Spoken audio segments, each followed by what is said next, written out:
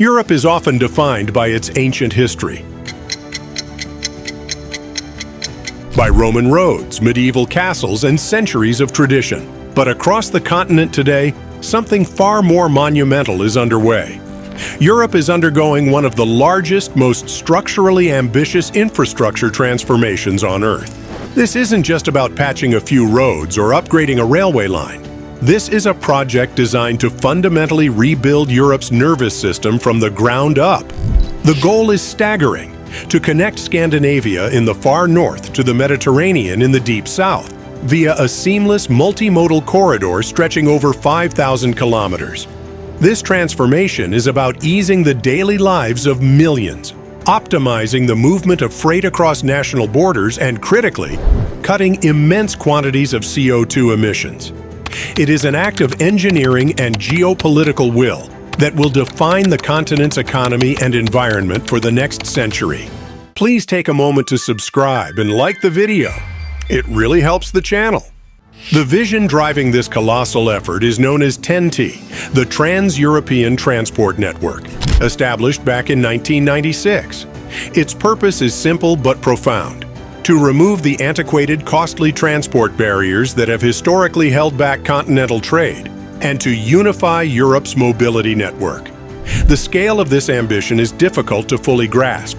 The completed network involves building and modernizing 15,000 kilometers of high-speed rail, linking 94 major ports, connecting 38 key airports, and eliminating 35 crucial cross-border bottlenecks.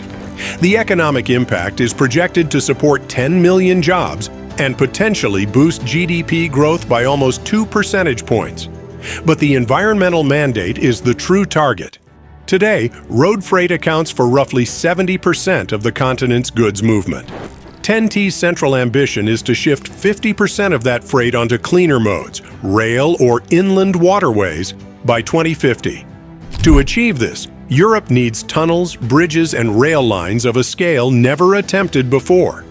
To execute this vision, the continent was mapped with 9 core routes, or corridors, which stretch across vast distances.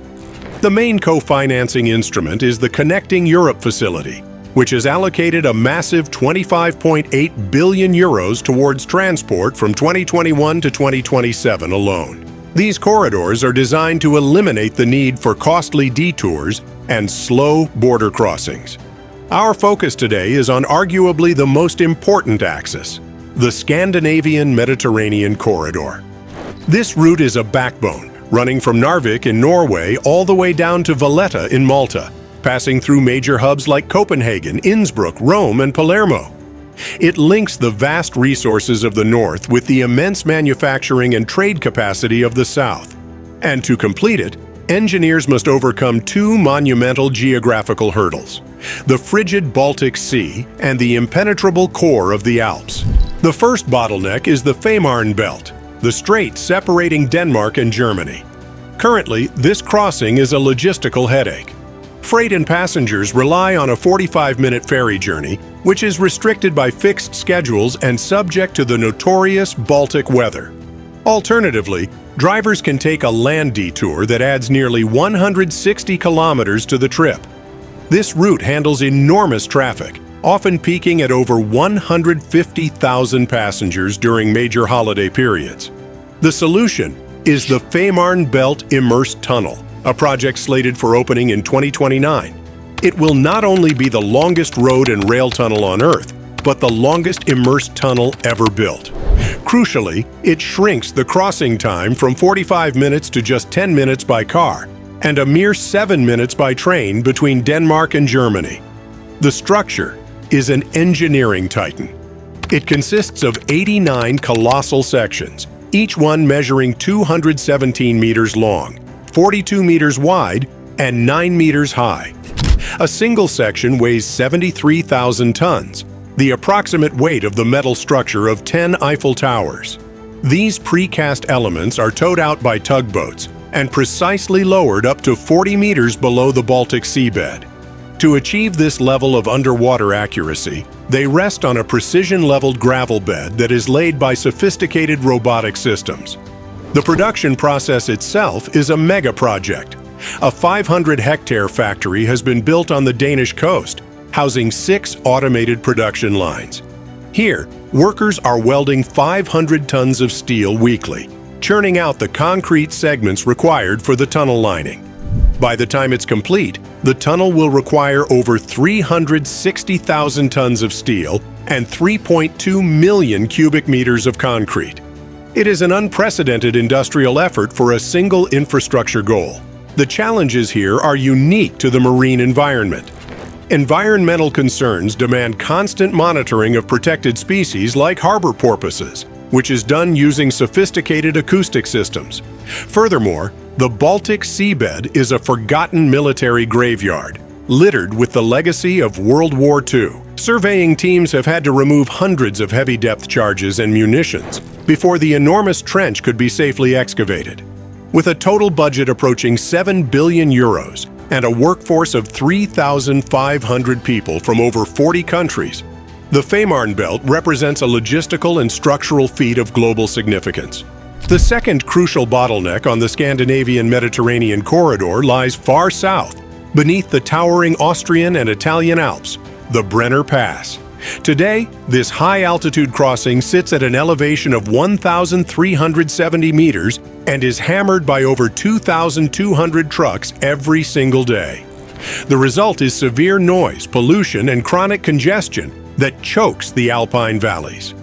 The aim of the Brenner Base Tunnel, BBT, is radical: to shift the freight ratio from 70% road and 30% rail to the inverse, 30% road and 70% rail.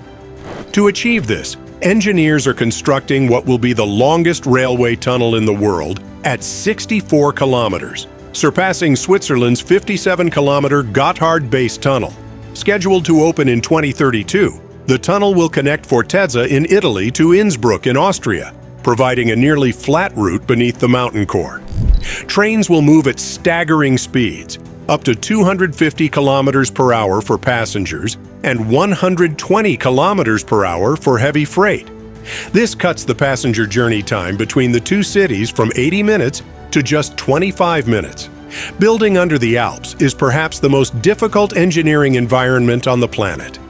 Work began back in 2011, and the tunnel boring machines, TBMs, are drilling up to 1,720 meters below mountain peaks.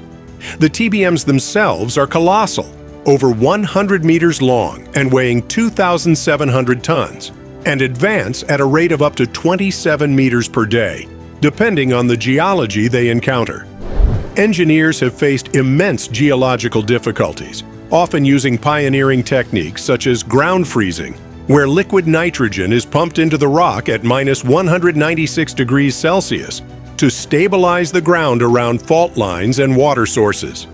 Crucially, the BBT is a complex system of parallel tunnels linked by emergency passages every 333 meters, ensuring safety and managing the immense heat and pressure exerted by the mountain. The logistics of excavation are a marvel of efficiency. The tunnel system uses 66 kilometers of conveyor belts, designed to move 5,000 tons of excavated rock per hour. This system avoids needing 190 truck trips per hour through the sensitive alpine villages, mitigating local environmental impact during the $5 billion build phase. With an updated budget between 8 and 10 billion euros, the BBT is a massive investment. While the construction itself will create 2.8 million tons of CO2e. Studies indicate that the environmental benefit of shifting freight from road to electric rail will offset those construction emissions within just 5 to 18 years, depending on the speed of the transition. The Fehmarnbelt and the Brenner Base Tunnel are not isolated acts of brilliance. They are critical, complex pieces of a continental puzzle, two keystones in a single, unified network. This $25.8 billion investment, driven by the 10T framework, is more than just infrastructure spending. It is the building of Europe's new transport era, a massive, unified spine that will reshape travel, freight, and environmental impact for decades to come. From the Baltic seabed to the core of the Alps, Europe is building a unified transport system at a scale never before seen, all to connect an entire continent.